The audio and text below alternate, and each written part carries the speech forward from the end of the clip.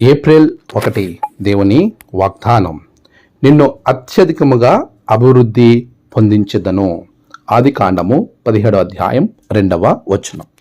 మన ప్రభువైన యేసుక్రీస్తు నామములో మీ అందరికీ ఈ ఉదయం శుభాలు తెలియచేస్తూ ఉన్నాను.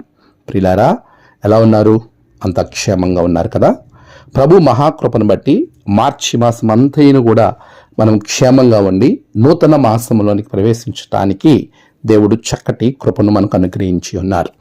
అందును బట్టి దేవాది దేవునికి నేను స్తుతులు చెల్లిస్తున్నాను. ప్రియులారా, దేవుడు ఆనాడు అబ్రహాముతో చేసిన ఒక అద్భుతమైన వాగ్దానం నేటి వాగ్దానంగా ఈ మాసము ప్రభు మనలను దీవిస్తున్నాడు. నిన్ను అత్యధికముగా ఆశీర్వదించెదను.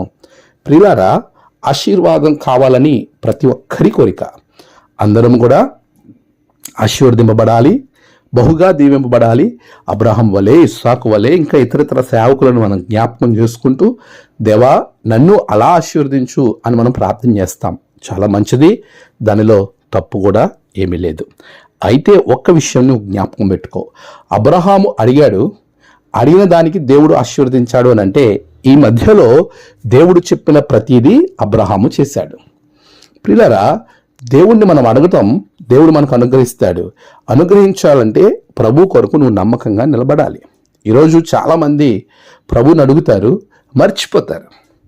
అడిగి ప్రభువే ఆయన కాలంలో ఇస్తాడులే అని మౌనంగా ఉంటారు. అది ఏమాత్రం కూడా సరి అయినది కాదు.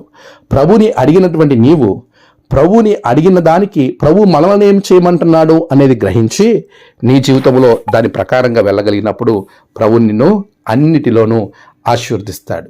అబ్రహాముకు కూడా 17వ అధ్యాయం 1వ వచనములు అంటున్నాడు, నా సన్నిధిలో నడుచుచు నిందారహితుడివై ఉండుము, అప్పుడు నిన్ను అత్యధికంగా అభివృద్ధి పొందింపజేస్తాను. నీ జీవితంలో అత్యధిక అభివృద్ధి, ఆశీర్వాదము దేవుడు ఇవ్వాలని నువ్వు కోరుకుంటే, నీ అభివృద్ధి ఎక్కడున్నాం మనము అక్కడే కాకుండా దినదినము అభివృద్ధి పొందాలి అని అంటే, ఆదిలో దేవుడిచ్చినటువంటి ఆ గొప్ప వాగ్దానాన్ని లేకపోతే గొప్ప ఆశీర్వాదాన్ని మన జీవితంలో జరిగి మనము గొప్పగా అభివృద్ధి పొంది దీవించబడాలంటే ఆయనలో మనం నడుచుకొనుచు నిందారహితంగా ఉండాలి. అప్పుడు ప్రభు గొప్పగా దీవిస్తాడు, అభివృద్ధి పరుస్తాడు. నీ వ్యాపారము, నీ ఉద్యోగము, నీ పిల్లలు, నీ కుటుంబము సమస్తము వృద్ధి చెందుతుంది, అభివృద్ధి చెందుతుంది. అలాంటి అభివృద్ధి ఏప్రిల్ మాసంలో దేవుడు మీకు అనుగ్రహించి నడిపించును గాక. ఆమేన్. ప్రార్థన. సర్వశక్తిమంతుడా, గొప్ప దేవ, నీ బిడ్డలకు గొప్ప అభివృద్ధిని దయచేయండి ప్రభా. నీలో నడిచి నిందారహితులుగా ఉండే కృపతో నింపమని ప్రార్థిస్తున్నాను. నేడు వారి ప్రయాణాలు, పనులు, తలపెట్టిన కార్యాలన్నిటిలో మీరు నీ బిడ్డలకు తోడుగుండండి.